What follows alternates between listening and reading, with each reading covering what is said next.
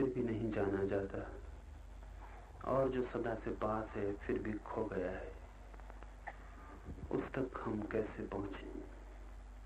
उस तक कोई भी कभी कैसे पहुंचा है?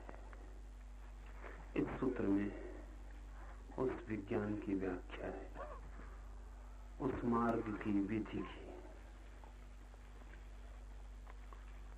अध्यास के संबंध में थोड़ी बात हमने समझी।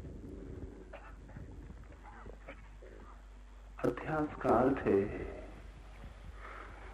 जैसा नहीं है वैसा देखना, और सत्य का अर्थ है जैसा है वैसा ही देखना। हम जो भी देखते हैं वो अध्यास है।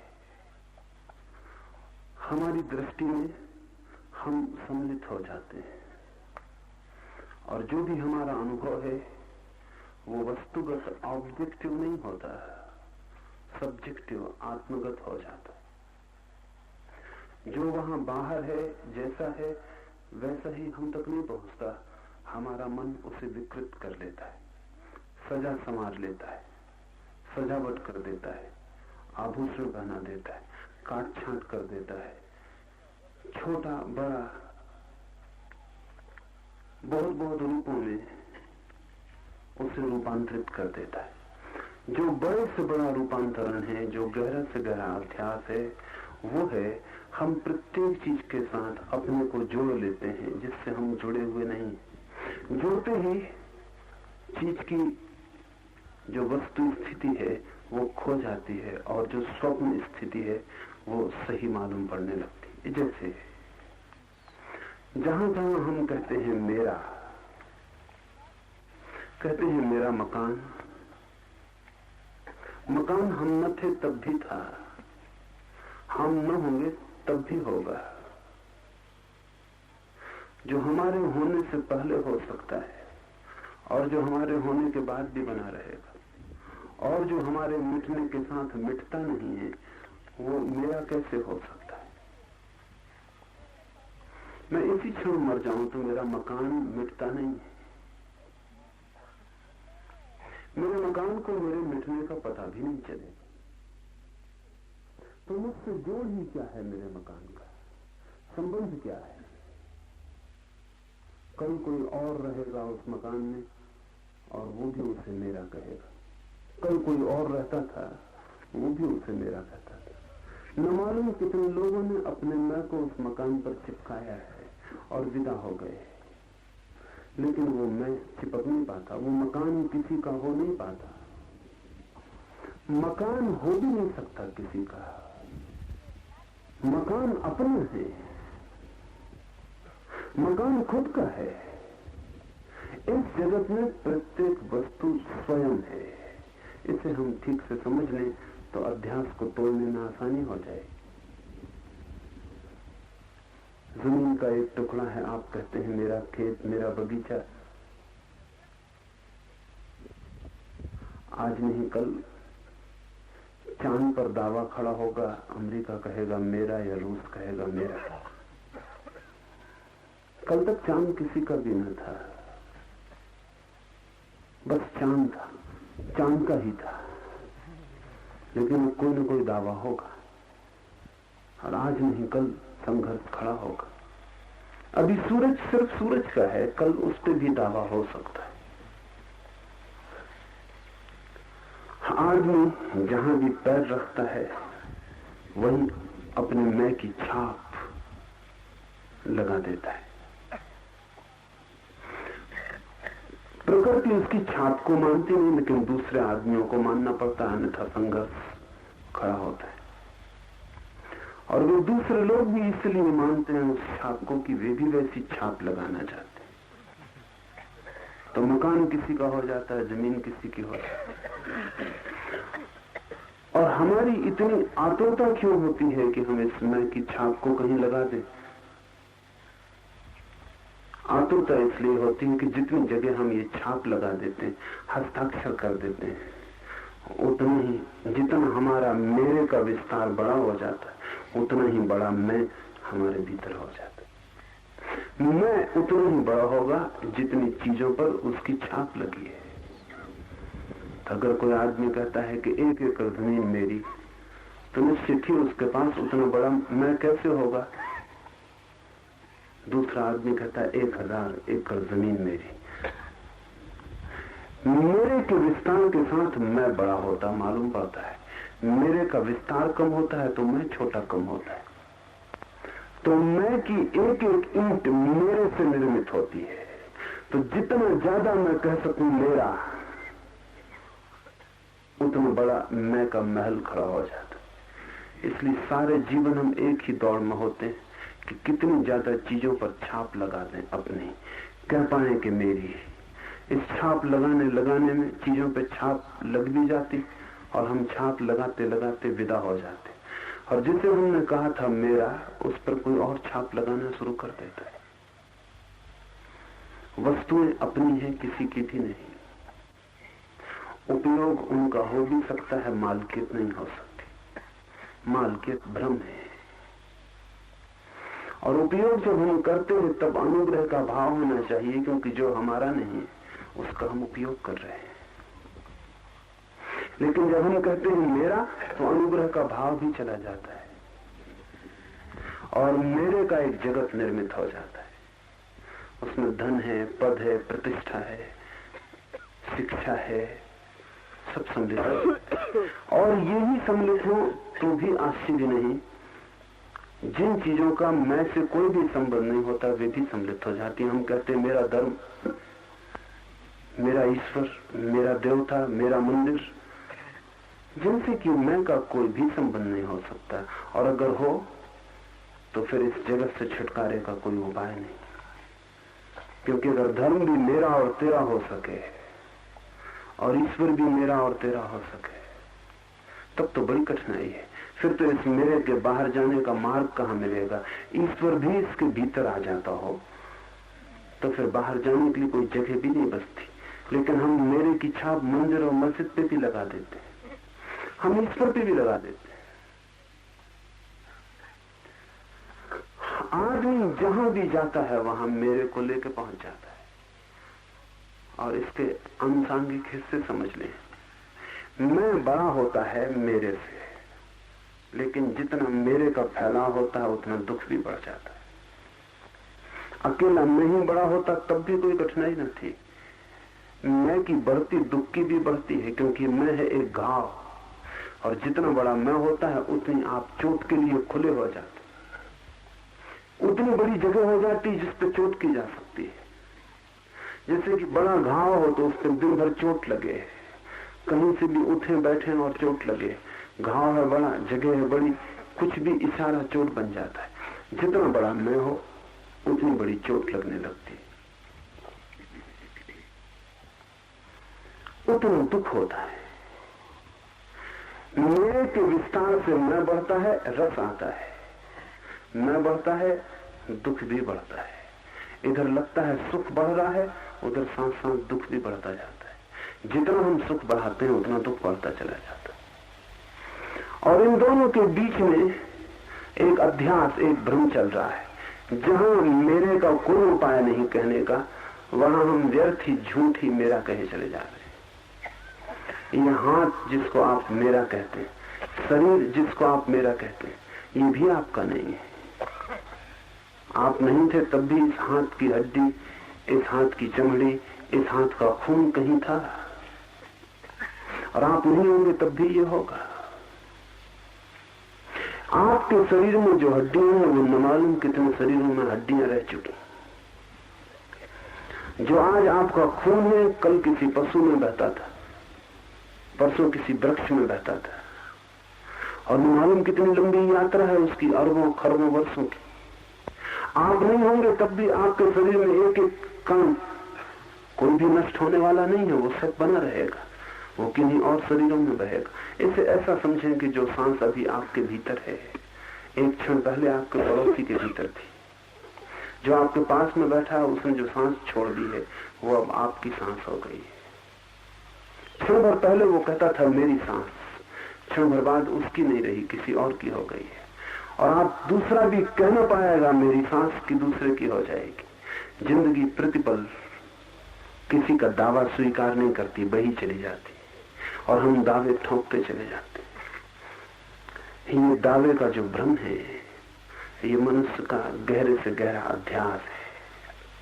तो जब भी कोई आदमी कहता है मेरा, तब अज्ञान में गिरता है। ये सूत्र इस अध्यास को तोड़ने के लिए है। जमीन तो मेरी है ही नहीं, मकान तो मेरा है ही नहीं, धन तो मेरा है ही नहीं, शरीर भी मेरा नहीं। आपका जो शरीर है वो आपके माँ और पिता के अणुओं से बना, वो आपके पहले थे और वे अणु लंबी यात्रा करके आ रहे हैं। वो आपके माता पिता के पास थे। हजारों लाखों वर्षों की यात्रा उन अणुओं की, उनसे आपका शरीर बना है। वो शरीर भी एक क्षेत्र है, एक जमीन है जिसमें आप स्थापित हैं, लेकिन आप है नहीं, आप वही नहीं है, उससे अलग है। ये सूत्र कहता है मनुष्य शरीर भी नहीं है।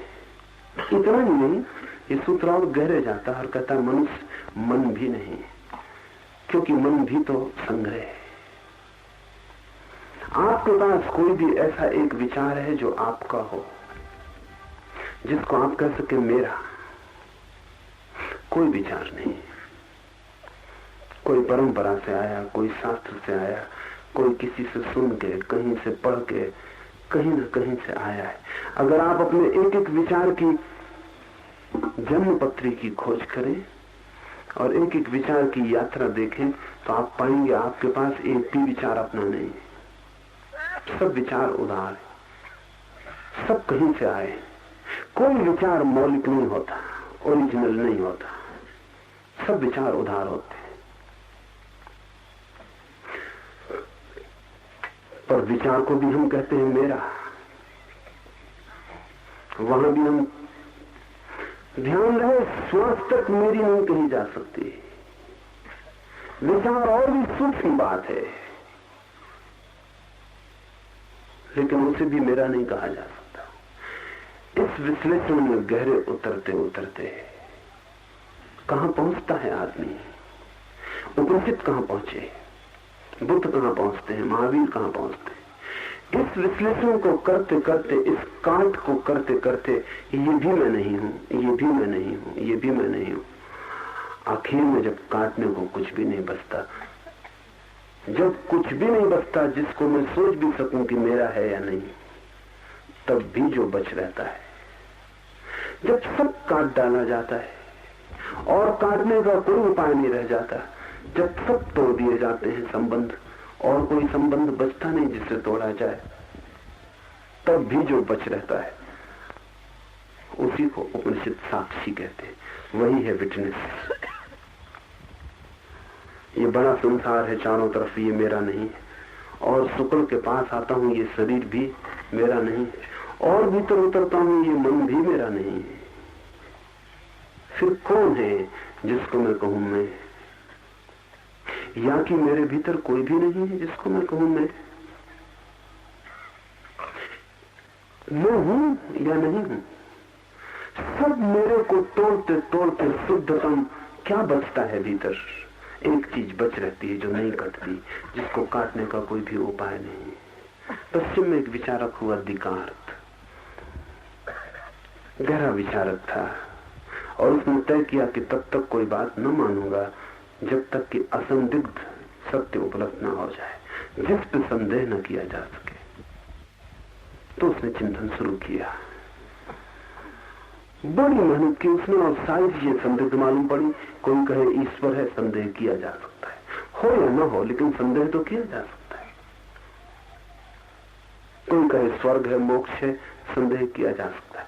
दिकार्त कहता था कि मैं तो जिस पे संदेह ही न किया जा सके, ऐसा नहीं है कि जिसको सिद्ध किया जा सके, तर्क किया जा सके, नहीं, संदेह ही न किया जा सके, इनडिबिटेबल, असंदिग्ध हो तभी मानूंगा। बहुत खोज करके लेकिन एक जगह आके वो भी रुक गया। उसने सब इनकार कर दिया, ईश्वर, स्वर्ग, नरक सब फेंक दिए, लेकिन एक जगह आके अटक गया, मैं हूं या नहीं?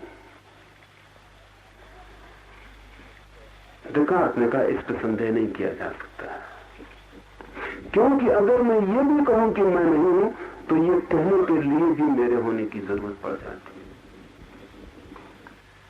तो ऐसे होगा जैसे घर के भीतर कोई आदमी हो और वो आपसे कहे कि मैं अभी बाहर गया हूं या मैं अभी घर पर नहीं हूं, आप थोड़ी देर बाद आए तब मैं आपको मिलूंगा, तब तक मैं घर लौट आऊंगा। तो उसका ये कहना ही उसके होने का प्रमाण हो जाए। इसलिए मेरे होने की तो स्थिति असंदिग्ध है। इतना तो साफ है कि मैं हूं, लेकिन क्या हूं ये इतना साफ नहीं है। शरीर हूं कि मन हूं, क्या हूं ये इतना साफ नहीं है। उपनिषद इसी की खोज में चलते हैं, साफ करते चले जाते हैं, एक एक चीज को अलग करते जाते हैं, जैसे कोई प्याज के छिलके को उघाड़ता चला जाए और जब तक छिलके बचते हैं उघाड़ते ही चले जाते हैं। अगर प्याज के छिलके उघाड़ते चले जाएं तो पीछे आपके हाथ कुछ भी न लगेगा। प्याज छिलका ही छिलका है, वस्त्र ही वस्त्र, निकालते चले जाएं तो भीतर कुछ भी नहीं मिलेगा। जैसे किसी ने कपड़ों की एक गुड़िया बनाई हो और हम एक एक कपड़ा निकालते चले जाएं, एक कपड़े को निकालने दूसरा कपड़ा बचे, उसे निकालने तीसरा निकल आए, निकालते चले जाएं, लेकिन कपड़े की ही गुड़िया हो तो आखिर में सब कपड़े निकल जाएंगे, गुड़िया पीछे बचेगी नहीं, आखिर में शून्य हाथ लगेगा। तो बड़ी खोज यही है मनुष्य की कि आदमी भी कहीं परतों का ही एक जोड़ तो नहीं है कि हम उखाड़ते चले जाएं और भीतर फिर कुछ बचे ही ना। कह दें कि शरीर भी मैं नहीं हूं और मन भी मैं नहीं हूं और ये भी नहीं और ये भी नहीं, फिर कहीं ऐसा ना हो कि प्याज की कहानी हो जाए, आखिर में कुछ भी ना बचे जिसको हम कह सकें कि मैं हूं। लेकिन उपनिषद कहते हैं अगर ये भी हो तो भी सत्य को जान लेना जरूरी है। अगर ये भी सत्य हो कि भीतर कुछ भी नहीं है तो भी जान लेना जरूरी है, क्योंकि सत्य को जान लेने के परिणाम महत्वपूर्ण है। लेकिन खोज करने पर अंततः पता चलता है कि नहीं, वस्त्रों का जोड़ ही नहीं है आदमी, मात्र परत और परत और परत ही नहीं है, परतों के भीतर भी कुछ है जो परतों से भिन्न है। लेकिन उसका पता तभी चलता है जब हम सब परतों को उखाड़ के भीतर पहुंच जाएं।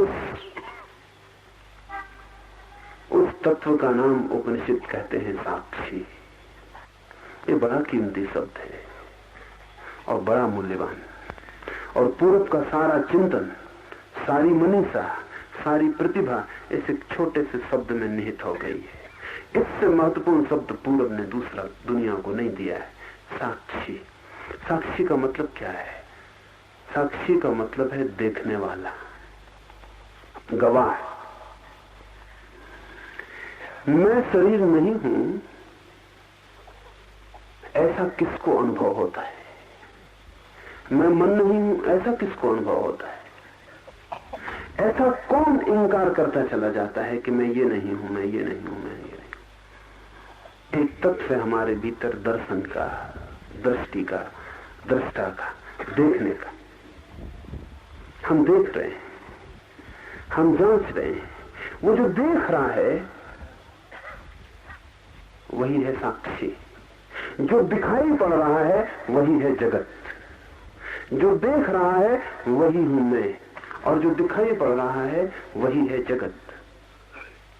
अध्यास का अर्थ है कि जो देख रहा है वो भूल से ये समझ लेता है कि जो दिखाई पड़ रहा है वो मैं हूं। ये अध्यास है। एक हीरा मेरे हाथ में रखा है, उसे मैं देख रहा हूं। अगर मैं ये कहने लगूं कि मैं हीरा हूं तो अध्यास होगा, क्योंकि हीरा मेरे हाथ पर रखा है, दिखाई पड़ रहा है, ऑब्जेक्ट है, एक विषय है, और मैं देखने वाला हूं, अलग हूं। देखने वाला सदा ही अलग है उससे जो दिखाई पड़ता है। देखने वाला कभी भी दृश्य के साथ एक नहीं है। देखने वाला सदा ही दिखाई पड़ने वाले से भिन्न है।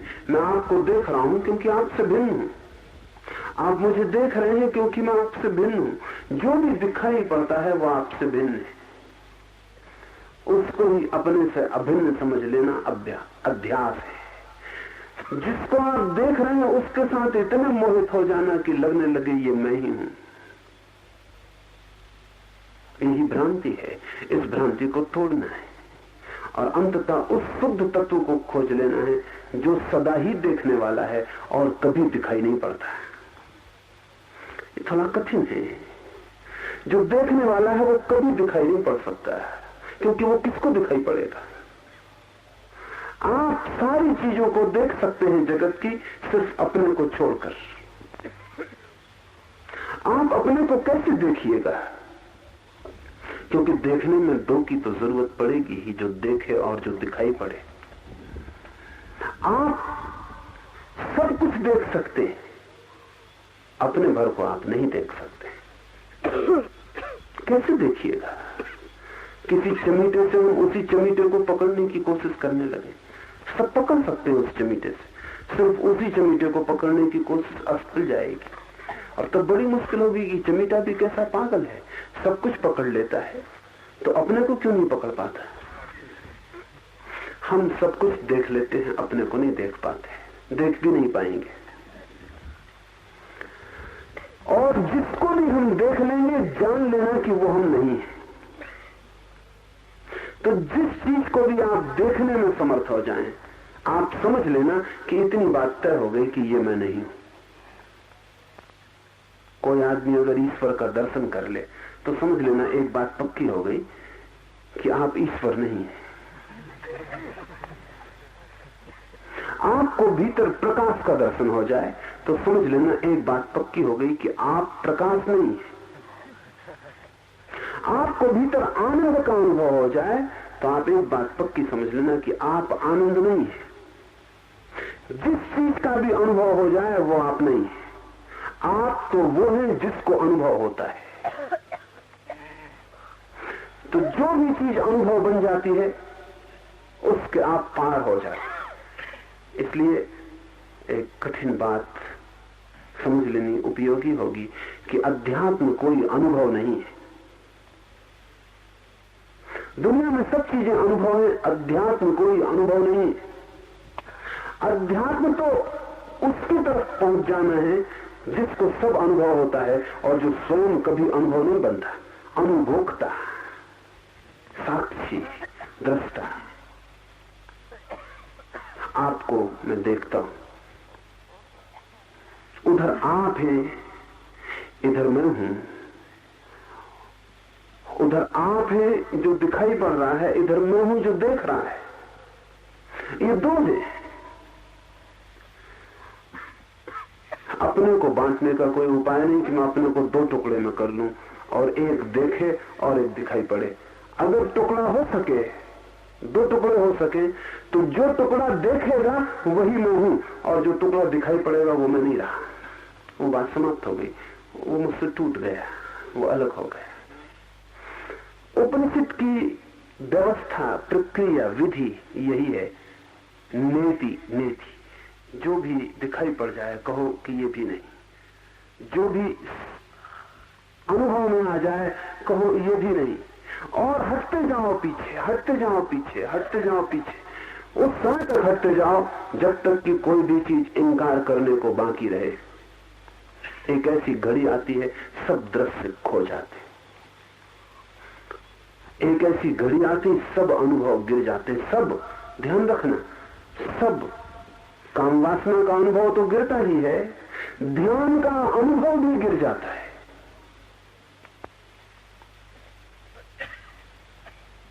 संसार के राग द्वेष के अनुभव तो गिर ही जाते हैं। आनंद, समाधि, इनके भी अनुभव गिर जाते।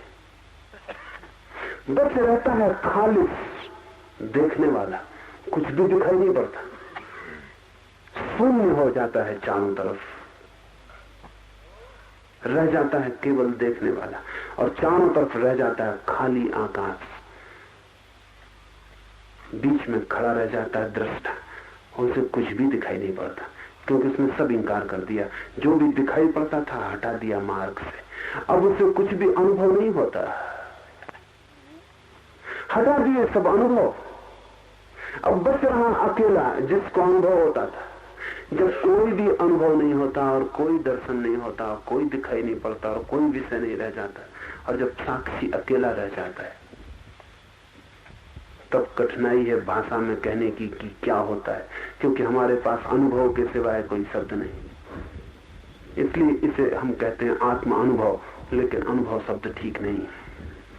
हम कहते हैं चेतना का अनुभव या ब्रह्म अनुभव, लेकिन ये सब कोई भी शब्द ठीक नहीं है, क्योंकि अनुभव उसी दुनिया का शब्द है जिसको हमने तोड़ डाला।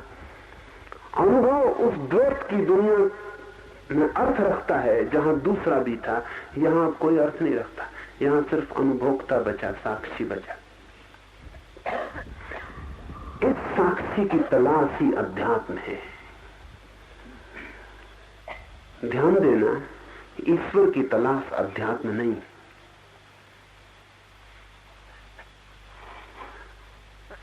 पुराने योग सूत्रों ने ईश्वर की चर्चा ही नहीं की, बात ही नहीं उठाई, कोई जरूरत न थी। बाद में योग सूत्रों ने ईश्वर की चर्चा भी की तो उसको भी एक अध्यात्म की खोज का साधन का साध्य नहीं, उसे भी कहा कि ये साधना में सहयोगी होता है, इसलिए ईश्वर को मान लेना अच्छा है। साधना में सहयोगी होता है अध्यात्म की खोज में, इसलिए मान लेना अच्छा, एक उपकरण है। ईश्वर भी एक विधि है बस। इसलिए बुद्ध ने इंकार कर दिया, महावीर ने ईश्वर को इंकार कर दिया। उन्होंने दूसरी विधियां खोज ली, उन्होंने कहा इस विधि की कोई भी जरूरत नहीं है। अगर विधि ही है ईश्वर तो फिर दूसरी विधियों से भी काम चल सकता है। लेकिन बुद्ध और महावीर भी साक्षी को इंकार नहीं कर सकते, ईश्वर को इंकार कर सकते। सब कुछ इंकार किया जा सकता है। थोड़ा हम समझने की कोशिश करें, क्योंकि शब्द से तो समझ में आ जाता है कि साक्षी का क्या मतलब है, लेकिन साधना में बड़ी जटिल बात है। हमारा जो मन है वो एक तीर की तरह है, जिसमें एक तरफ फल लगा हुआ है तीर का। तीर को आपने देखा है, तीर दो तरफ नहीं चल सकता। अगर आप तीर को चला दें तो एक ही तरफ जाएगा, या कि आप सोचते हैं दो तरफ भी जा सकता है। तीर के दो तरफ जाने का कोई भी उपाय नहीं। तीर जाएगा अपने निशाने की तरफ, एक तरफ। तो जब प्रत्यंचा पर कोई तीर को चढ़ाता है और प्रत्यंचा से तीर छूटता है तो दो बातें ख्याल में ले लें। प्रत्यंचा जहां वो चढ़ा था वहां से छूट जाता है, दूर हटने लगता है, और जहां वो नहीं था साध्य लक्ष्य, उस तरफ बढ़ने लगता है। एक स्थिति ये थी कि प्रत्यंचा पर चढ़ा था तीर, दूर बैठा था पक्षी वृक्ष पर, उसकी छाती में नहीं चुभा था तीर। तीर था प्रत्यंचा पर, पक्षी पर नहीं था। फिर छूटा तीर, प्रत्यंचा से दूर होने लगा और पक्षी के पास होने लगा। फिर एक स्थिति आएगी, पक्षी की छाती में चुभ गया, प्रत्यंचा खाली रह गई और तीर पक्षी की छाती में हो गया। ध्यान पूरे समय हम यही कर रहे हैं कि जब भी हमारे ध्यान का तीर छूटता है तो हमारी प्रत्यंचा से खाली हो जाता है भीतर से, और जिसकी तरफ जाता है उस पर जाकर टिक जाता है।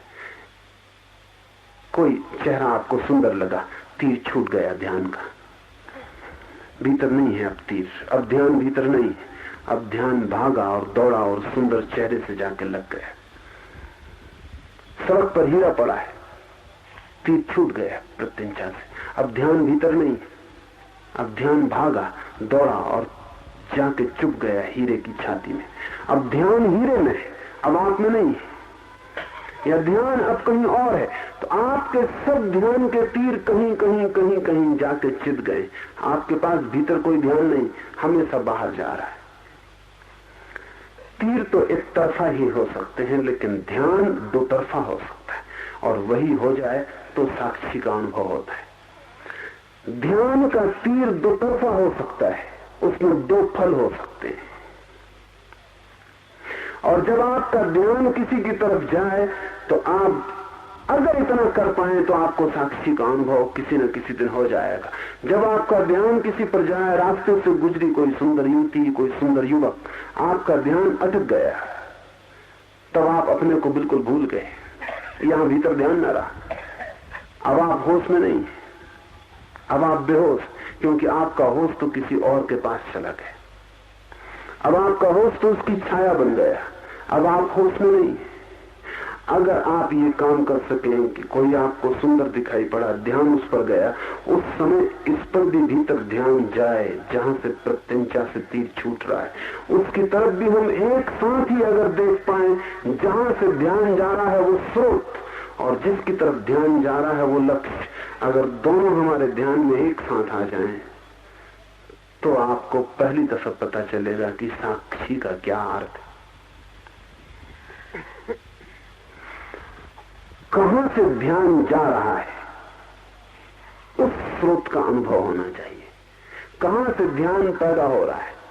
वृक्ष हमें दिखाई पड़ता है, शाखाएं दिखाई पड़ती हैं, फूल पत्ते दिखाई पड़ते हैं, फल लग जाते हैं वो दिखाई पड़ते हैं, जड़ें हमें नहीं दिखाई पड़ती, जड़ें अंधेरे में छिपी हैं, लेकिन वहीं से वृक्ष रस ले रहा है। आपका ध्यान फैलता है चारों तरफ, जगत का बड़ा वृक्ष निर्मित हो जाता है, लेकिन जहां से ध्यान निकलता है, जिस स्रोत से, जिस चैतन्य के सागर से निकलता है, उस तरफ का कोई भी पता नहीं। उन जड़ों का भी बोध साथ साथ होने लगे, एक साथ आपको दोनों बात दिखाई पड़ने लगे। इसे ऐसा समझे मैं बोल रहा हूं तो आपका ध्यान मेरे बोलने पर लगा है। इसको दोहरा तीर बना ले। ये दोहरा तीर अभी इसी वक्त भी बन सकता है। जब मैं बोल रहा हूं तो आप केवल मैं जो बोल रहा हूं वही न सुने, आपको ये भी स्मरण रहे कि मैं सुन रहा हूं। बोलने वाला कोई और है, वो बोल रहा है, मैं सुनने वाला हूं, मैं सुन रहा हूं।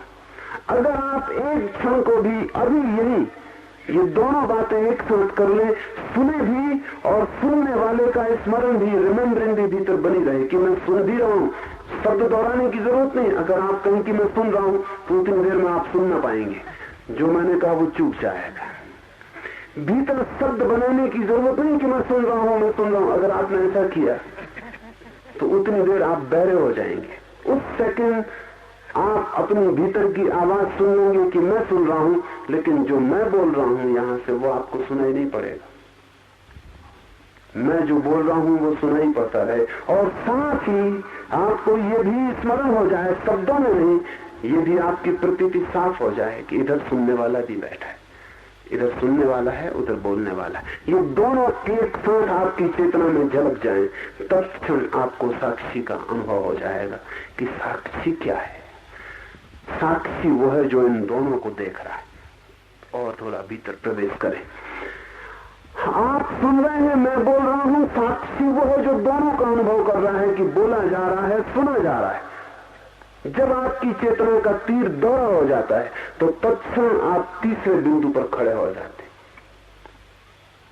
मैंने बोला, ये एक बिंदु हुआ। साधारणतः आपका ध्यान इसी पे लगा रहता है।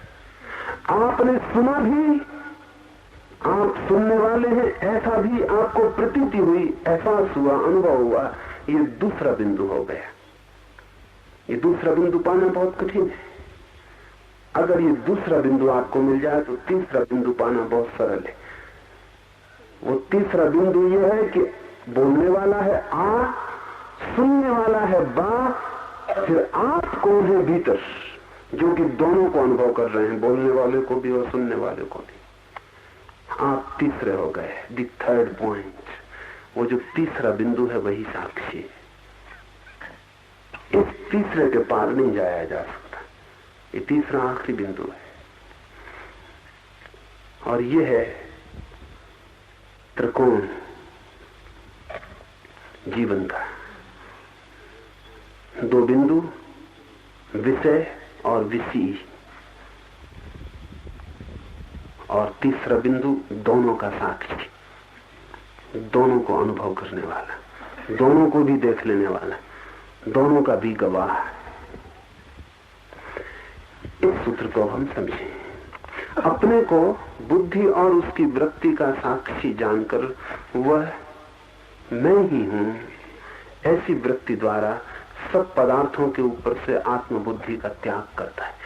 खोजी, इस सत्य का अन्वेषक, मुमुक्षु, ऐसा अनुभव करके कि मैं सदा साक्षी हूं, कभी करता नहीं, सदा साक्षी हूं, कभी भोगता नहीं, समस्त चीजों के ऊपर से अपनी वासना का, अस्मिता का, मेरेपन का भाव छोड़ देता है, हटता जाता है भीतर उस बिंदु तक जिसके आगे हटने का फिर और कोई उपाय नहीं।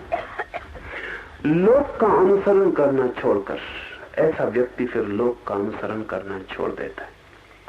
लोक का अर्थ है समाज, संस्कृति, सभ्यता। लोग जो आपके चारों तरफ है,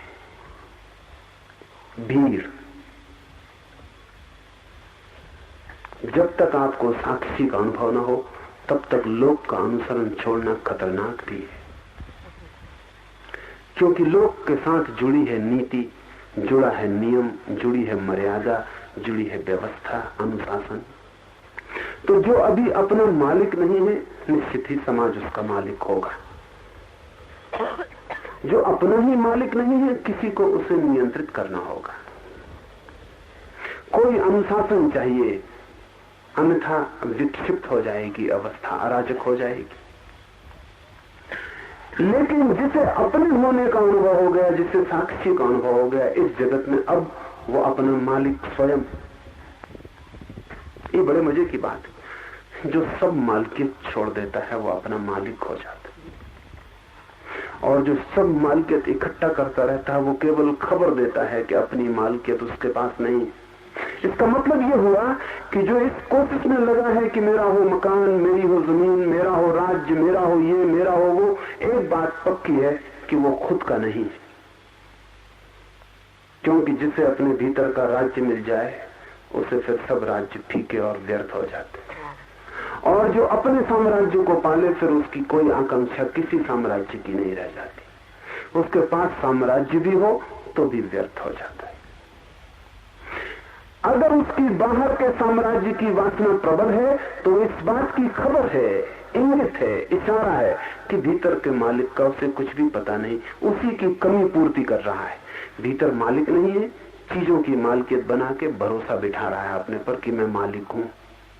देखो इतनी है मेरी जमीन, इतना है मेरा धन, इतना है मेरा फैलाव। ऐसा करके वो अपने को भरोसा दिला रहा है कि नहीं, कौन कहता है कि मैं मालिक नहीं हूं, इतनी चीजों का मालिक हूं। ये मालिकियत झूठी है, क्योंकि चीजों का कोई जगत में कभी मालिक नहीं होता। भर्तहरि राज्य छोड़कर चला गया तो बड़ी मीठी घटना घटी। राज्य छोड़कर जंगल में चला गया, साधना करने लगा, ध्यान में लीन रहने लगा। एक दिन अचानक ऐसा हुआ कि बैठा है अपनी गुफा के द्वार पर, एक घुड़सवार अचानक रास्ते पर आया। उसके आते देरी भी नहीं हुई थी कि दूसरा घुड़सवार दूसरी मार्ग से भी उसी के सामने गुफा के द्वार पर आ गया। दोनों की तलवारें एकदम खिंच गईं। भर्तहरि को कुछ समझ में ना आया, दोनों की तलवारें जमीन पर टिक गई। तब उसने नीचे की तरफ गुफा से देखा, वहां एक बड़ा हीरा पड़ा है। पहले घुड़सवार ने कहा कि नजर मेरी पहले पड़ी इसलिए हीरा मेरा है। दूसरे घुड़सवार ने कहा कि मेरी तलवार की तरफ देखते हो, मेरी भुजाओं की तरफ देखते हो, नजर कब किसकी पड़ी इससे क्या लेना देना है। जो मालिक हो सकता है वो मालिक है, मालिक मैं हूं। तलवारें खिंच गई, गर्दनें कट गई। क्षण भर बाद ही दोनों गर्दनें जमीन पर कटी हुई पड़ी थी, दोनों शरीर रक्त से भरे हुए जमीन पर पड़े थे। हीरा अपनी जगह पड़ा था। भर्तहरि ने कहा कि बड़ी हैरानी की बात है, जिस हीरे के लिए दोनों ने मालिकियत की और दोनों मिट गए, उस हीरे को पता भी नहीं होगा कि क्या क्या हो गया उसके आसपास, और पता नहीं इस हीरे के आसपास कितना कितना नहीं हो गया होगा। और हीरा वहीं पड़ा है, और कितने लोग कटते पिटते रहेंगे उस हीरे के लिए, और हीरा वहीं पड़ा रहेगा।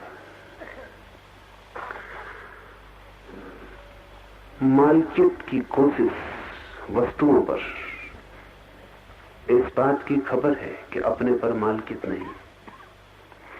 और जब कोई व्यक्ति साक्षी का अनुभव करने लगता है तो अपना मालिक हो जाता है, मालिकियत की वासना गिर जाती। अब वो किसी का मालिक नहीं होना चाहता, क्योंकि वो जानता है कोई उपाय ही नहीं है किसी और के मालिक होने का। इसे दोहरा दूं, कोई उपाय ही नहीं है किसी और के मालिक होने का। पति अगर सोचता हो कि पत्नी का मालिक है तो विक्षिप्त है। पत्नी अगर सोचती हो कि पति की मालिक है तो उसके मस्तिष्क के इलाज की जरूरत है। कोई मालिक किसी का हो नहीं सकता, क्योंकि सभी अपने मालिक पैदा हुए।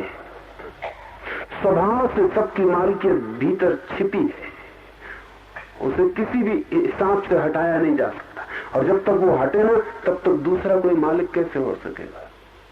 इसलिए एक मर्जी की घटना घटती। पति सोचता है मैं मालिक हूं, पत्नी हंसती है भीतर मनी मन में, और वो जानती है कि मालिक मैं हूं। इसीलिए कलह, 24 घंटे कलह। वो कलह इसी बात की है कि प्रतिपल तय करना पड़ता है कि मालिक कौन है अधिकार में। भरोसा पक्का नहीं, कभी भी पक्का भरोसा नहीं,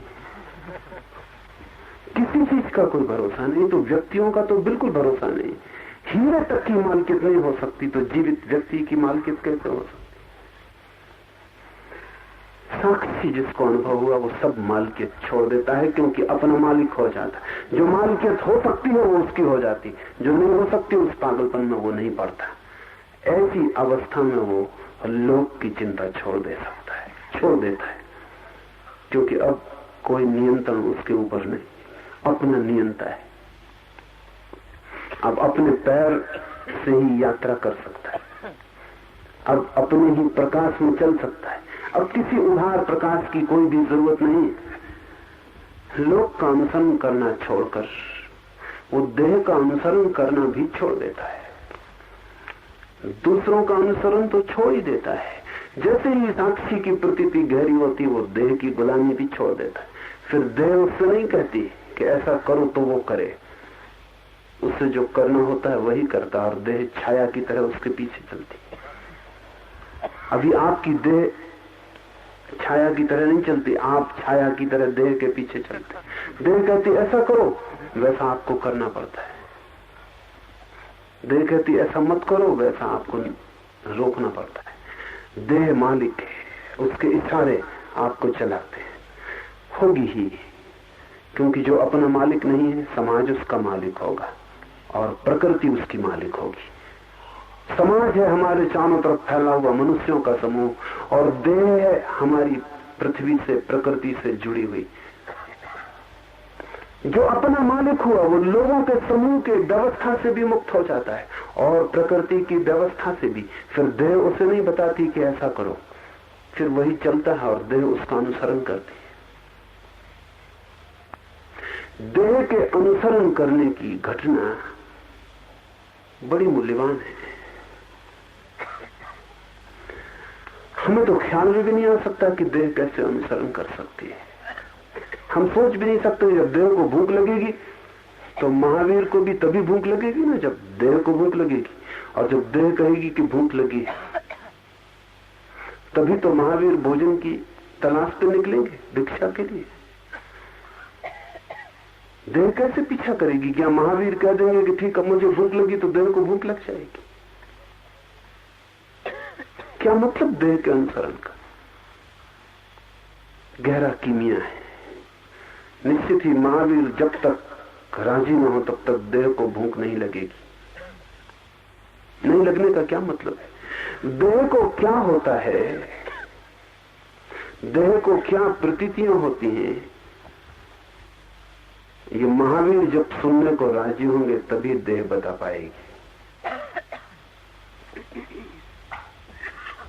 इसलिए महावीर तय करते हैं कि मैं 1 महीना उपवास करूंगा। आप तय करें कि मैं आज उपवास करूंगा, तो आप 24 घंटे भोजन करेंगे। मन ही मन में भोजन चलेगा, क्योंकि देह कहेगी मालिक कौन है, मुझसे बिना पूछे।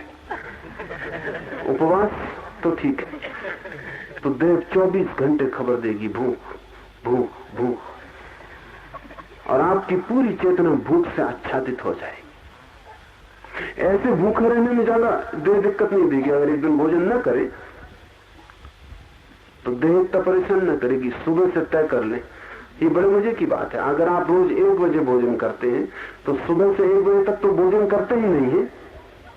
रोज 1 बजे भोजन करते हैं, कल सुबह 6 बजे उठ के तय कर लें कि आज उपवास करेंगे। सुबह 6 बजे से भोजन शुरू हो जाए। 1 बजे तक तो रुकना चाहिए था देह को कम से कम, लेकिन देह को इशारा मिल गया कि आप मालिकियत करने की कोशिश कर रहे हैं। देह सुबह से उपद्रव शुरू कर देगी। 1 बजना तो बहुत दूर का मामला है। कभी ऐसा न होता था 1 बजे भूख लगती थी, आज सुबह 6 बजे से शुरू हो जाए। देह की मालिकियत पुरानी, हजारों जन्मों की, और जिसकी भी मालिकियत हो, कोई अपनी मालिकियत इतनी आसानी से नहीं छोड़ता। महावीर कहते हैं महीने भर उपवास करूंगा, तो महीने भर के लिए देह चुप हो जाती, कोई खबर नहीं देती। देह अनुसरण करती, इसका अर्थ है देह कोई खबर नहीं देती। महीने भर के बाद ही देह खबर देगी कि भूख लगी कि नहीं लगी। महीने भर तक देह चुप होगी। मगर इसका क्या मतलब है कि अभ्यास करने से ऐसा हो जाएगा कि रोज रोज अभ्यास करते रहें जैसा कोई व्यायाम करता है, ऐसा रोज रोज अभ्यास करते रहें उपवास का तो धीरे धीरे आदत हो जाएगी। इस गलती में मत पड़ना। अभ्यास और आदत का सवाल नहीं, साक्षी के अनुभव का सवाल है। अगर साक्षी का अनुभव होगा तो देह महीना नहीं, अगर साल भर के लिए भी महावीर कह दें तो देह चाहे सूख जाए, मर जाए, समाप्त हो जाए, लेकिन महावीर को खबर पहुंचाने की जरूरत नहीं होगी, हिम्मत नहीं होगी कि महावीर को खबर पहुंचाए कि भूख लगी है। ये काम देह का नहीं है कि वो खबर पहुंचाए। ये तो एक दफा तय करने की बात है कि मालिक कौन है। जब तक देह को पता है कि मालिक मैं हूं, तब तक वो मालिकियत करती। जब आपका साक्षी अनुभव में आ जाता है, देह की मालिकियत तत्क्षण मिट जाती, कानून ही बदल जाता है भीतर का। देह आपके पीछे चलने लगती, और तब बड़े अनूठे अनुभव है। महावीर के पीछे हजारों लोगों ने उपवास किए, लेकिन महावीर जैसे उपवास की बात मुश्किल। न मालूम कितने जैन साधु उपवास में लगे हुए, लेकिन महावीर का शरीर देखा, उनकी मूर्ति देखी, जैन साधुओं के शरीर को उनके सामने रखे तो पता चलेगा कि मामला फर्क कहां होगा। इनकी देह तो पूरी खबर दे रही, उनको नहीं आप तक कोई खबर दे रही कि भूख लगी। महावीर की देह खबर नहीं देती, उनको तो खबर देती नहीं, आपको भी खबर नहीं देती कि भूख लगी। महावीर जैसी सुंदर काया खोजनी मुश्किल है। वो सुंदर काया कह रही कि भीतर कोई मालिक हो गया है, और अब देह परेशान करने का सामर्थ्य नहीं रखती है। अब देह कुछ कह नहीं सकती कि ऐसा करो वैसा मत करो। ये देह का मामला नहीं है, भीतर के जानने वाले का मामला है। वो जैसा तय करे, जो तय करे, निर्णय उसके हाथ में। वो मरना चाहे तो मरे, जीना चाहे तो जिए, लेकिन देह बीच में अड़ंगा नहीं डाल सकती। वो सिर्फ छाया की तरह पीछा करे। लोक का अनुसरण छूट जाता है, देह का अनुसरण भी छोड़ देता है। इसके पश्चात शास्त्र का अनुसरण छोड़कर आत्मा के ऊपर का अध्यास भी छोड़ देता है। ऐसे छोड़ता चला जाता है। लोक को, देह को, शास्त्र का अनुसरण छोड़ देता है। जिसको साक्षी का अनुभव हुआ उसके लिए शास्त्र व्यर्थ हो जाता। ये जरा जटिल मामला है। इसे हम उल्टा भी कह सकते हैं कि जिससे साक्षी का अनुभव हुआ उसके लिए शास्त्र सार्थक हो जाते। ऐसा भी कह सकते हैं जिसको साक्षी का अनुभव हुआ उसके लिए शास्त्र व्यर्थ हो जाते। और इन दोनों का मतलब एक है। इनका मतलब एक इसलिए है कि जब तक आपको साक्षी का अनुभव नहीं हुआ तब तक आपके लिए कोई भी शास्त्र सार्थक नहीं है। आप कंठस्थ कर ले सकते हैं,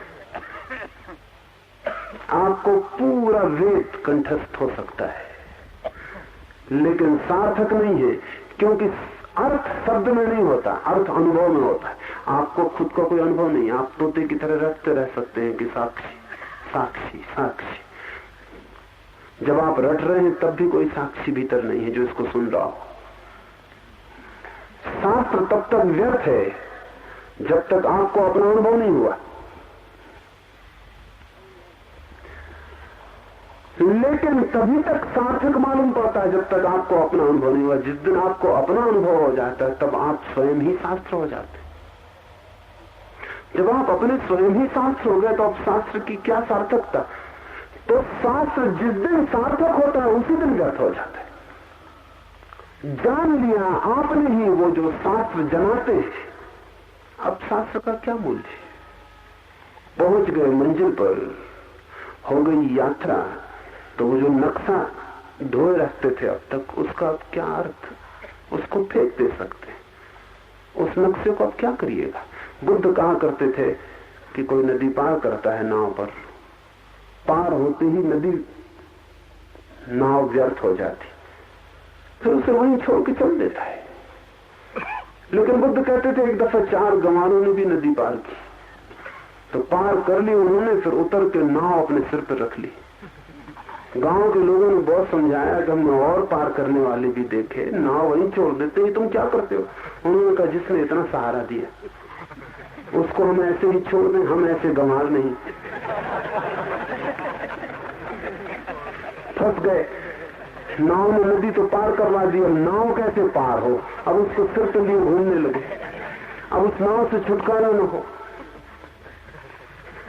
और ऐसा मत सोचना कि वो लोग मर गए, वो मर गए लेकिन उनकी औलाद वो नावों को ढोती रहती। कहते हमारे बाप इसी शास्त्र को ढोते थे, हम भी इसको ढोएंगे। उनके बाप ने भी यही किया। अब हम क्या कर सकते, मजबूरी। ये सदा हमारे बाप दादों के सिर पर रहा, हम भी इसको सिर पर रखेंगे।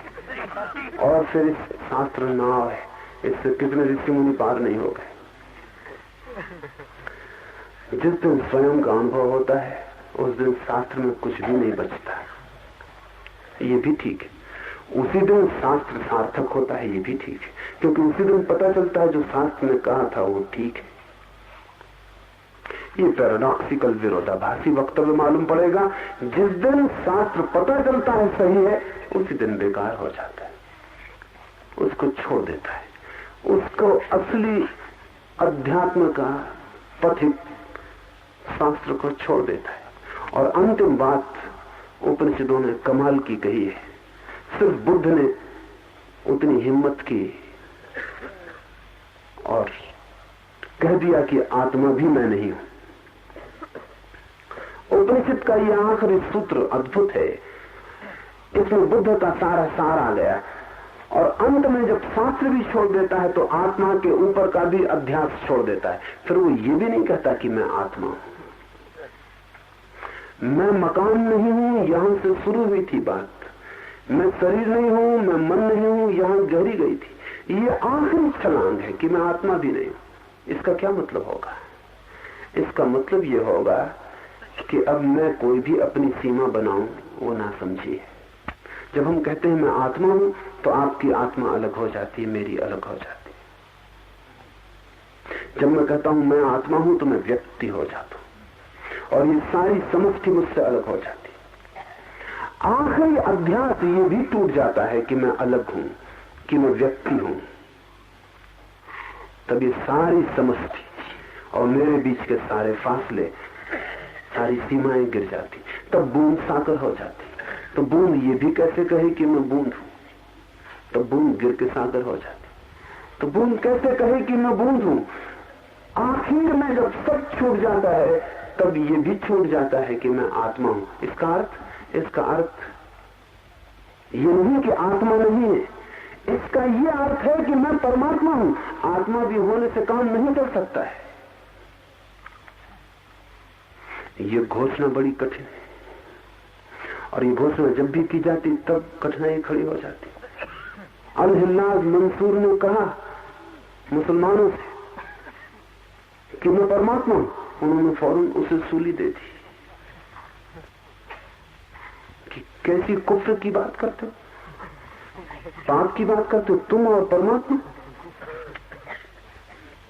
कितने ही ऊंचे हो जाओ, सिद्ध से सिद्ध हो जाओ, लेकिन कोई परमात्मा नहीं हो सकता है, क्योंकि परमात्मा होने का मतलब है आखिरी बात। आदमी मिट्टी से पैदा हुआ, इतनी ऊंची उड़ान ये नहीं होगा। तो मंसूर को उन्होंने काट डाला। और जब मंसूर काटा जा रहा था तब भी मंसूर हंस रहा था। किसी आदमी ने भीड़ में से पूछा कि तुम क्यों हंस रहे हो? तो मंसूर ने कहा, मैं इसलिए हंस रहा हूं कि जिसे ये काट रहे हैं उसको तो मैं पहले ही कह चुका था कि मैं नहीं। ये किसको काट रहे हैं? ये तो हम पहले ही कह चुके, ना समझो कि ये मैं नहीं। और जब हम ये कहे तभी तो हमें पता चला कि हम परमात्मा हैं। मैं परमात्मा हूं। उमरत दम आखिरी दम उसकी जबान से अनलक अनलक, मैं हूं ब्रह्म, मैं हूं ईश्वर। यह आखिरी शब्द उसके मुंह से गूंजते रहे। सरमत हुआ एक फकीर, सूफी सरमत को बड़े आदर से देखते हैं, और आदमी भी है। 2 4 10 इन्हीं गिने आदमियों में एक हुआ जमीन पर। औरंगजेब के पास शिकायत पहुंची है सरमत की कि वो जरा अजीब सी बातें कहने लगा है।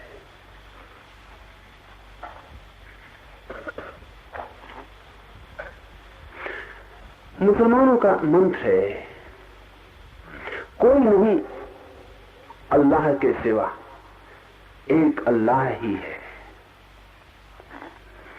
लेकिन ये जो सरमत था ये सिर्फ इतना ही कहता था, कोई नहीं अल्लाह। आधा तो उल्टे हो गया, मतलब कोई नहीं अल्लाह के सिवा, एक ही अल्लाह है, यह पूरा सूत्र। और सरमत इतना ही कहता था, कोई नहीं अल्लाह। ये क्या हुआ मामला? ये तो सब बात ही बिगड़ गई। औरंगजेब ने सरमत को बुला के कहा कि हद हो गई, तुम सूफी कहते हो अपने को, फकीर कहते हो, ईश्वर का प्रेमी कहते हो, और तुम कहते हो कोई नहीं अल्लाह। तो सरमत ने कहा, हम अभी यहीं तक पहुंचे हैं, आगे अभी यात्रा करनी। आप पूरा सूत्र कहते हैं कोई नहीं अल्लाह के सिवा, एक ही अल्लाह है, अभी हम वहां तक नहीं पहुंचे, बढ़ने दो, धीरे धीरे शायद पहुंच जाए। बाकी जहां तक हम पहुंचे वहीं तक हम बोलते, और झूठ हम न बोलेंगे। अभी हमें इतना ही पता चला है, कोई नहीं अल्लाह, वो के सिवा एक ही है अल्लाह। जरा रुको, कोशिश करने दो, और तुम्हें पता चल गया हो, पूरा तो बोलो। निश्चित ही कुफ्र की बात थी, और ये आदमी नास्तिक है, और इस नास्तिक के पीछे न मालूम कितने और लोग बर्बाद हो रहे हैं। सरमत की बड़ी प्रतिष्ठा थी दिल्ली में, लाखों लोग उसके चरण छूते थे इस आदमी के जो कहता था कोई नहीं अल्लाह। इसको कहते हैं चमत्कार। जब कोई आदमी कहता कोई नहीं अल्लाह, और लाखों आदमी उसमें अल्लाह को देख लेते। ऐसा हुआ है, बुद्ध के साथ हुआ, महावीर के साथ हुआ, सरमत के साथ हुआ। महावीर ने कहा कोई नहीं परमात्मा, और लाखों लोगों ने महावीर को कहा भगवान। और बुद्ध ने कहा कोई न परमात्मा है न कोई आत्मा, और लाखों लोगों ने बुद्ध के चरणों में सिर रख के पूछा कि रास्ता बताओ, कैसे पहुंचे उस जगह जहां न कोई आत्मा है न कोई परमात्मा। सरमत को औरंगजेब ने कहा कि 3 दिन का समय देता हूं, सुधार कर लो, और ये वाक्य पूरा कर लो, नहीं तो हम गर्दन कटवा देंगे। मंसूर ने, सरमत ने कहा कि 3 दिन का क्या भरोसा, हम बचे ना बचे, और तुम गर्दन काटने से वंचित रह जाओ। और ये भी कुछ पक्का नहीं कि हम 3 दिन में पहुंच पाए पूरे सूत्र तक, और जब तक न पहुंचे तब तक ये जबान दोहराने वाली नहीं।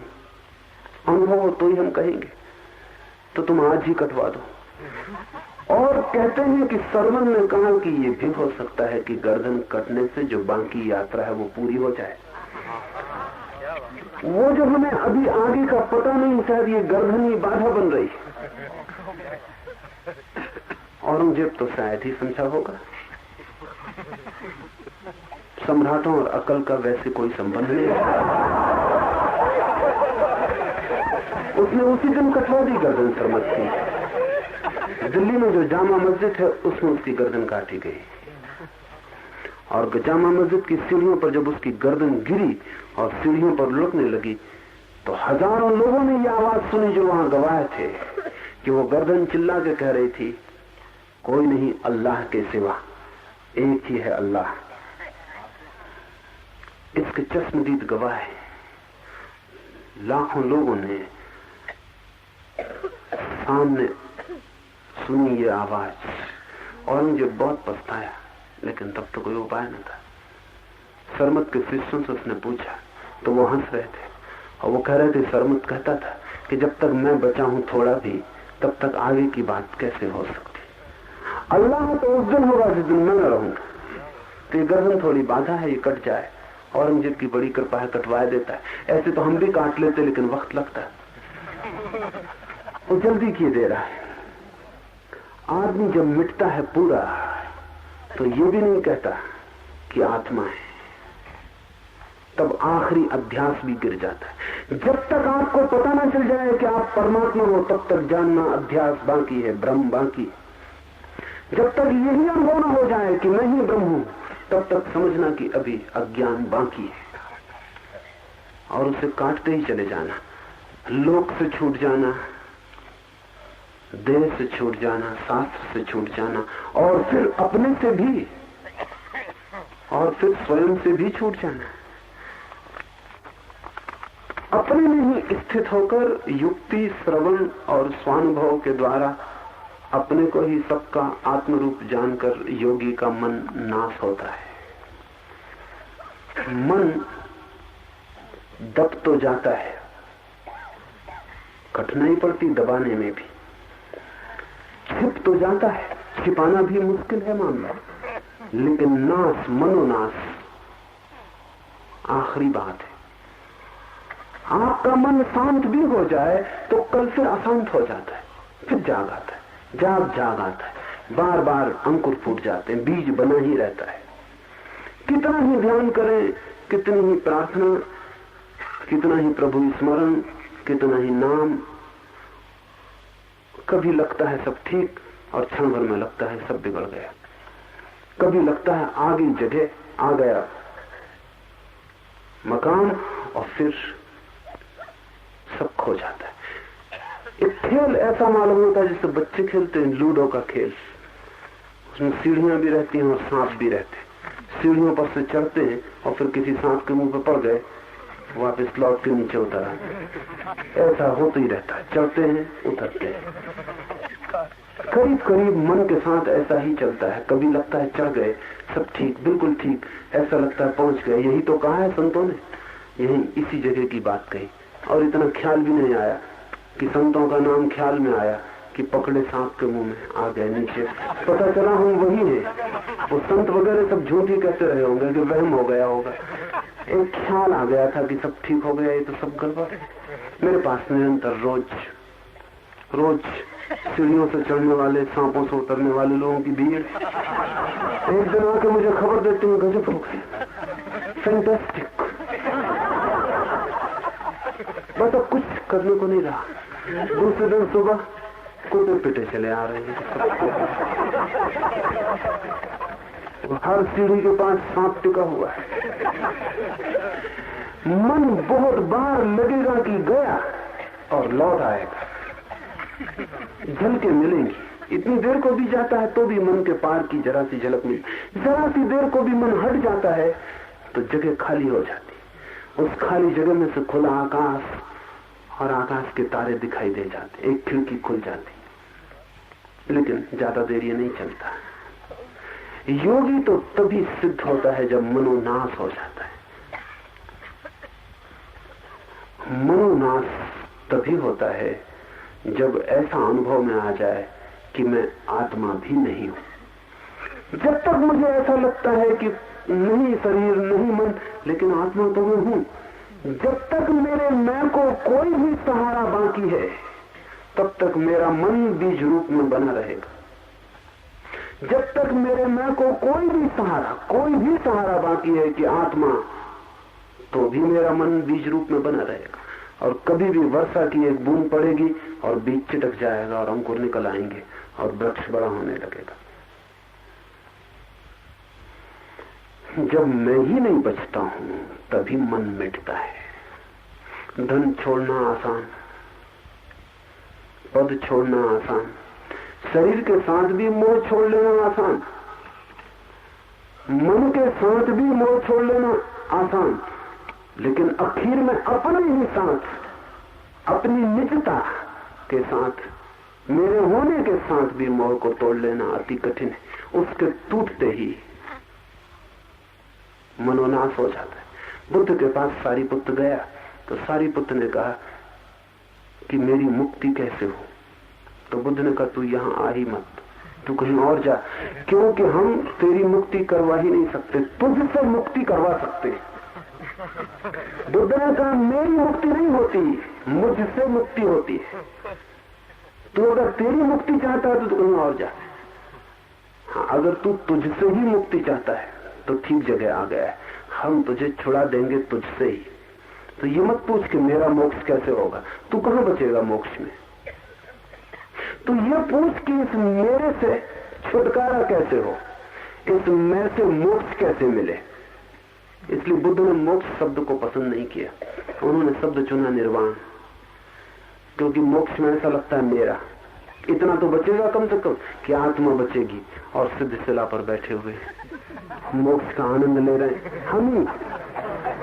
वही सज्जन जो यहाँ दुकान करते थे वो ये मोक्ष में सिद्ध शिला पर बैठ के आनंद ले रहे हैं। आप तो बचे नहीं रहेंगे, ये तो मन में रस बने रहता है, हम तो बचे है क्या आप में बचने योग्य, और बचाने योग्य भी क्या है। कभी सोचा आप, कभी हिसाब लगाया आपने कि मेरे पास ऐसा क्या है जिसको मैं शाश्वत रूप से बचाने का आग्रह करूं? ऐसी कौन सी सुगंध है मेरे पास तो जो सदा रहे, ऐसा मैं कह सकूं?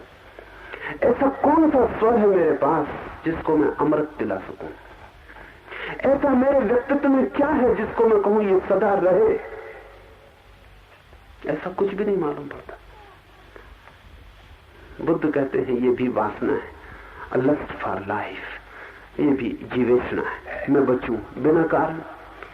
कोई वजह नहीं मालूम पड़ती आप किस लिए बचे और क्या है आप में जो बचे तो जगत का कुछ कल्याण हो, कुछ भी नहीं है। तो बुद्ध कहते हैं मोक्ष नहीं, ये शब्द ठीक नहीं है।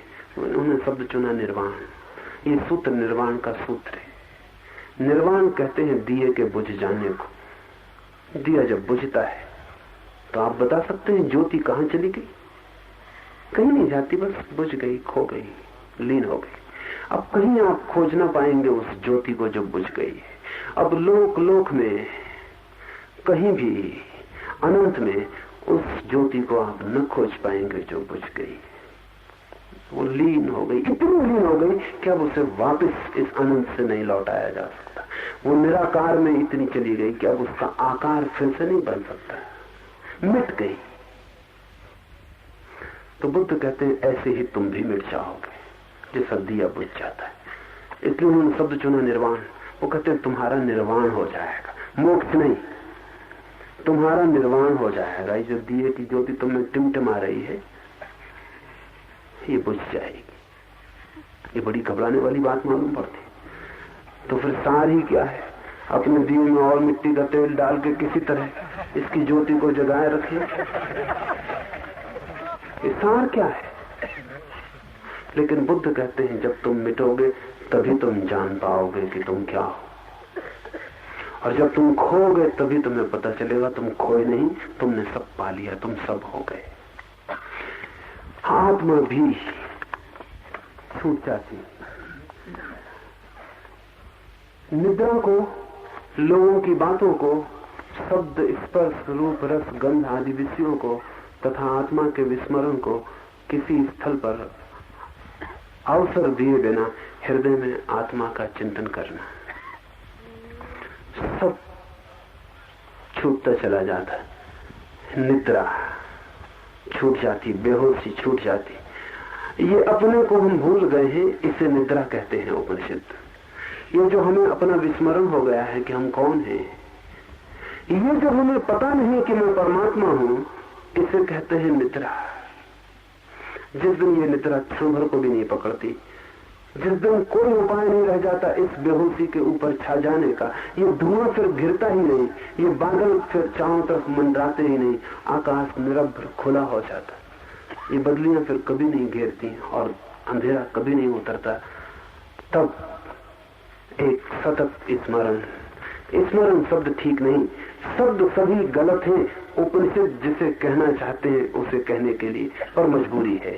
शब्दों के सिवाय कहने को कोई और उपाय नहीं। स्मरण कहना ठीक नहीं, क्योंकि स्मरण का मतलब ये होता है कि जिसका बीच बीच में विस्मरण हो जाता हो। सतत स्मरण का मतलब ये हुआ कि जिसका विस्मरण नहीं होता। ऐसा हुआ।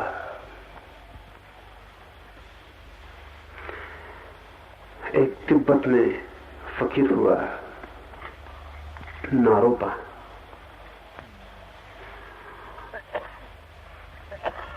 अनेक लोग उसके पास आते थे,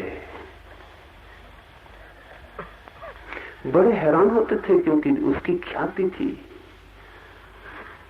कि वो परमात्मा में लीन है, पर लोगों ने कभी उसको ईश्वर का नाम स्मरण करते नहीं देखा। कभी भी किसी ने नहीं देखा। तो शिष्य उससे अक्सर पूछते कि लोग तो कहते हैं आप परमात्मा में लीन हो, लेकिन आप कभी स्मरण नहीं करते।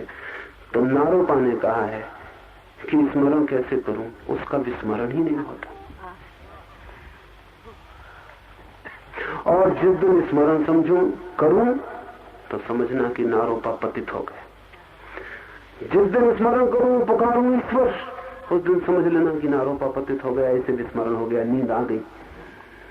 आती ही नहीं नींद, स्मरण ही कैसे करूं, उसका विस्मरण ही नहीं होता है। ऐसी अवस्था में वो परम गुह गुहा में प्रवेश होता है जो हम सबके भीतर है।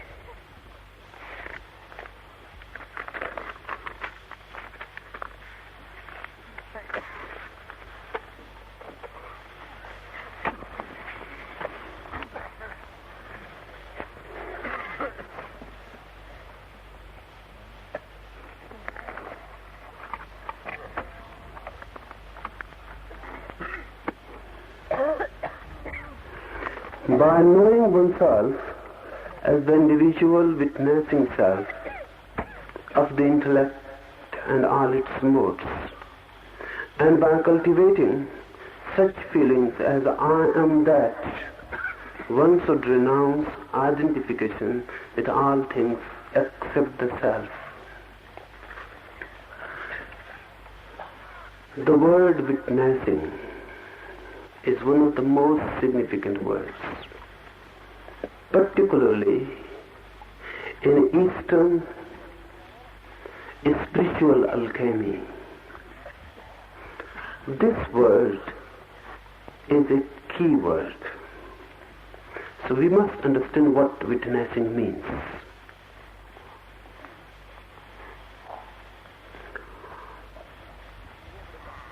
We act. We do something, and the moment we do it, we become the doers. You walk, you become the walker. But there is one more possibility: to remain a witnesser, to remain a witness. Walk, eat, or do whatsoever. Don't be identified with the act. Don't become one with the act. Remain a witness, observer, looking from afar. You are walking. Remain a witness to your own walking. Don't be identified with it. And suddenly, if you can remain in witnessing, you will feel the body is walking, not you. You have never walked. How can you walk? Only the body can walk. You are eating. If you can witness this act, if you can observe the very process of eating, the body eats. You have never eaten. You have always been on fast. The consciousness inside has never eaten anything. How can the consciousness eat? That is impossible. Hunger belongs to the body. The food goes to the body, not to the consciousness. It is a fuel. Your body is a mechanism. It needs fueling constantly, water and food. But you are not your mechanical body. Look at it in this way. You are driving a car. The petrol goes into the car, not into the driver.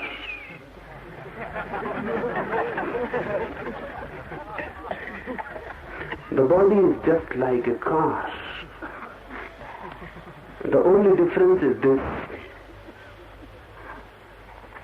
that your driver, you, cannot come out of it. That's why you become identified with it. If a boy is born in a car as a driver and is not allowed to move out, he will become identified with the car.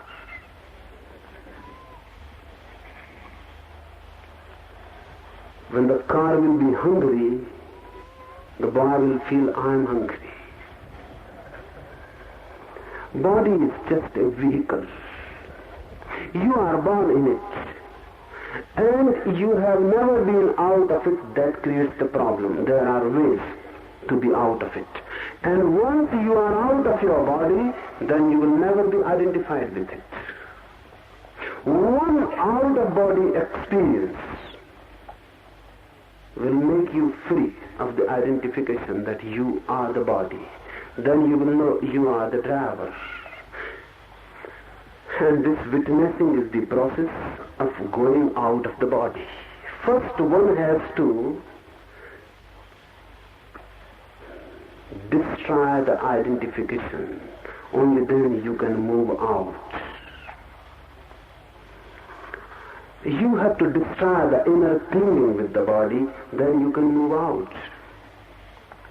If you go on clinging with the body, you cannot go out of it. And it is not difficult to go out of it. Out-of-body experience is easy. And it is beautiful to have it. It is worth experiencing. Because once you can feel yourself a little bit out, the body becomes different. Then you can never feel yourself as the body. Then you will feel in the body, but never as the body. Witnessing is the method. Whatsoever you are doing, remember, you are not the doer. Here, you are listening. Just now, I am talking. While I am talking, I know I am not talking. I am a witness to my talking. The talking is done by the body, by the mind. It is a mechanical thing. I go on witnessing myself not as the talker, but as the witness of the talk. If you can also do this while listening, if you are not identified with the listener, with your mechanism, if you can witness, if you can remember yourself as the observer of listening, if you can observe your own listening, if you can look at your own listening as a witness, suddenly a new point of consciousness arises in you. And this point has to be created continuously. Only then this point will become crystallized. So whatsoever you are doing, laughing, laugh, but be a witness also. When someone else is laughing, you are a witness. When you are laughing, be a witness to it also. Look at it as if someone else is laughing. Run and be a witness. Do anything. Go on witnessing it. Witnessing can continue with your usual day-to-day life. There is no need to ask for time. Whatsoever you are doing, taking a bath, eating, whatsoever, any tribal thing, remember only one thing, that I am not the doer. I am just a witness. This will create in you a new consciousness. That's what it means. Be an actor in life. One man is acting as Ram, another is acting as Raman. They fight on the stage. But they remember, the Rama knows he is not Ram. He is only acting, doing a part. And he remains a witness. He is not identified with what he is doing. If you can take this whole world as a big stage, a big drama, and if you can conceive yourself as acting, then you can become a witnesser. And if you can witness, you have gone beyond. You have transcended. Look at life as a drama. It is. And once you can look at it as a drama, you will feel a different energy arising in you and a different mind being born. That different energy, that different consciousness will help you to go out of the body very easily. And if you can go out of your body, you can go out of the world. Because the world is nothing but a big body. Your body is just part of a big body, the world. If you can go out of this capsule body, you can go out of the cosmic body. Then there is no problem. The process is the same. Once you can jerk yourself out of the body, you have gone out of the world. Then you can come back.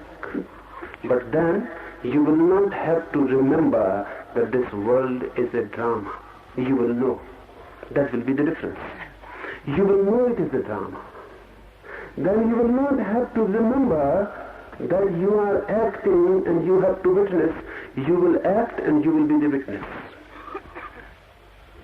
While meditating, continue witnessing. Your body is dancing. Don't get identified. You get. And there are two ways of getting identified. When you are dancing, you feel that you are dancing. This is one way. When you are dancing, you feel what others will say if I dance. So you stop. That too is identification. In both the cases, you miss the point. Dance as madly as possible, but it still remain witnessing. It still remain constantly aware of the inner center, which is not dancing. Only the body is dancing. There is a method, a Sufi method, known as Darwish dancing. Sufis dance.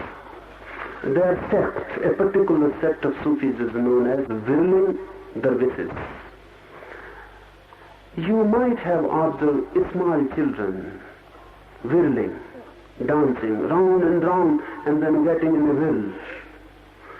They get dizzy and their parents will stop them, check them, prevent them. Stop, you will get dizzy. You may even get nausea. But small children often like it very much. And the reason is this, that small children are still not too much in the body. They are entering by and by. Remember this, when a child enters into womb, he has to adjust. The soul has to adjust with the body. It takes 9 months, but still it is not completely adjusted. When the child is born, then by and by the soul adjusts. And small children like whirling. Why? Because when they whirl, they get a deep kick. And in that kick, they again feel themselves beyond the body. And that's a beautiful experience. That's why they like it.